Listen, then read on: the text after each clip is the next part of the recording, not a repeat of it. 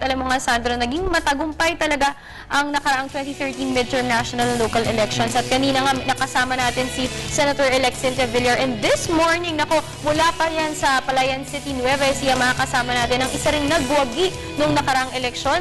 This morning, makakasama natin ang ating very special guest, Mayor-elect Ryan Cuevas ng Palayan City, Nueva Ecija. Good morning, Mayor. Good morning po sa inyo dalawa at good morning po sa mga televiewers. Ma'am, siguro let's start off. Congratulations po na sa inyong pagkapanalo. Thank you po. Thank you. Ma'am, maybe we could ask you, what made you go into politics? We understand na kayo po ay first-timer sa pagiging mayor po. So, do you have like parang, what made you enter nga the political scene naman po? You came from the private sector, as I understand. Yes, I do. 10 I was moving back and forth sa aming minamahal na Palayan City. And I've noticed na from then to now, walang masyadong changes. So when I was asked to run as mayor, easily nag-oo ako and yun na, it started there. Ako, Sandro, gusto ko malaman, alam naman natin ang Nueva Ecija, ang kilalang mga bayan dyan ay nandyan ang Gapan, Cabanatuan, Peñaranda, San Leonardo. Ang Palayan City, nung nakakwentuhan ko si Mayor kanina, hindi siya ganun kakilala. So gusto nating malaman, ano meron ang Palayan City na gusto ninyong palaguin or pagandahin para mas lalo siyang makilala at mas ano rin po yung mga advantages ng city nyo na wala yung mga ibang city? Palayan City is a very nice bayan. And ngayon, we're really hoping na matayo namin yung agro-industrial. Basically, kasi nasa sentro kami ng Nueva Ecija. Kung hindi alam ng marami, kami ay capital ng Nueva Ecija. Ang alam kasi ng karamihan, Cabanatuan. Cabanatuan po yung mas matunog, kumbaga. Pero ngayon nga po, Palayan pala ang capital ng Ecija. Kami ang city way back, 1969 ba? Hindi ko masyadong memoryado. But, so ngayon, since kami yung center, we're close to Port Dingalan, malapit din kami sa Manila. So, meron kaming allotted space for agro-industrial. And yun yung ipupursue ng aking government para magawa. Para mabigyan ng maraming livelihood ang tao, magkabuhay ang Palayan City. Ito po, ma'am, matanong ko naman po, siguro po, nung time po na kayo nangangampanya, kayo nag-iikot po sa inyong bayan, and I'm sure nakikita niyo po yung mga problema po na nararanasan, and lumalapit po siguro yung mga mamamayan ng Palayan sa inyo para i-address po yung mga problems na na-encounter nila. Ano po yung mga problems po na nakita ninyo na kadalasan pong nabibring up nila, and ano po yung mga inyong proyekto na gagawin po, yung mga inline po sa inyong pag-upo? In the beginning, while I was planning out, ang gusto ko sana mabigyan ng hanap buhay yung mga tao, matutong magnegosyo, mabigyan ng livelihood. But as I go along, nakita ko ang lumalapit sa akin, medical attention. Since I'm a registered nurse, graduate ako sa St. Paul, Manila, medyo alam ko yung aspeto ng medical. So lahat nabibigyan ko ng unlike other politicians, when they approach yung politician, binibigyan lang ng 100, 200, 500. Ako, when someone approach, even before ako mag-set into politics, talagang I see to it na pag lumapit ka sa akin, I bring you to the hospital, binibigyan ka namin ng care that you need up until makarecover ka. And that's the same way I'm doing now. Marami akong, in the past 1.5 years, na umiikot ako sa Palayan City, talagang marami na akong natulungan. Yes, I understand, ma'am. Ngayon po, magpapatayo po kayo ng bagong hospital po sa inyong city? That's one of the major plans. Yung while we were rallying, yan yung isa sa mga talagang pinapalakpakan ng tao, nagugustuhan nila at hinihintay nilang maitayo.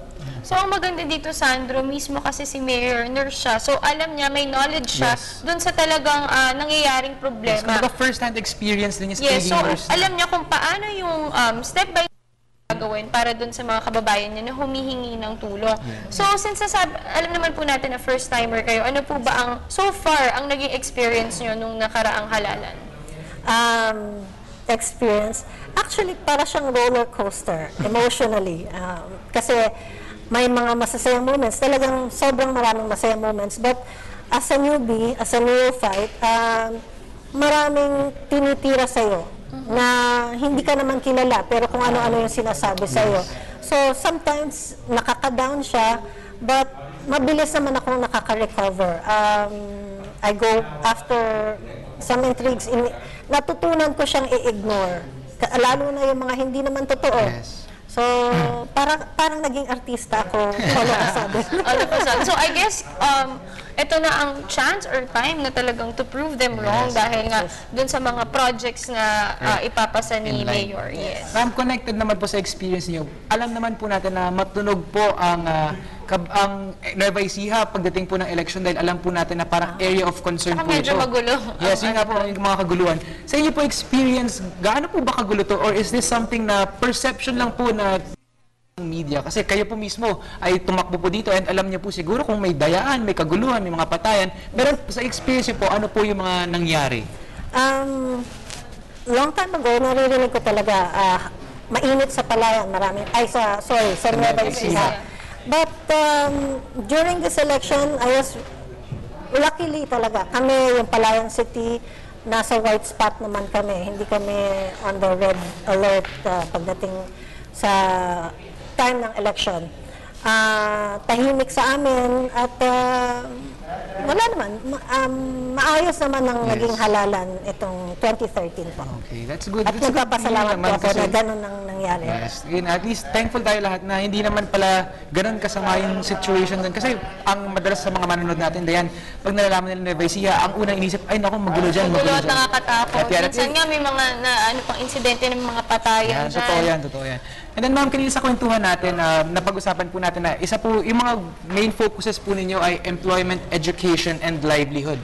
Can we talk about this more po? Yes, kasi po yung, as I've mentioned earlier, while I was moving along, ako nag-house to house, nakikipag-usap sa mga tao, ang number one problem nila is talagang wala silang kakayahan, tustusan yung pagdating sa medical, aspeto ng edukasyon, aspeto ng pagkain.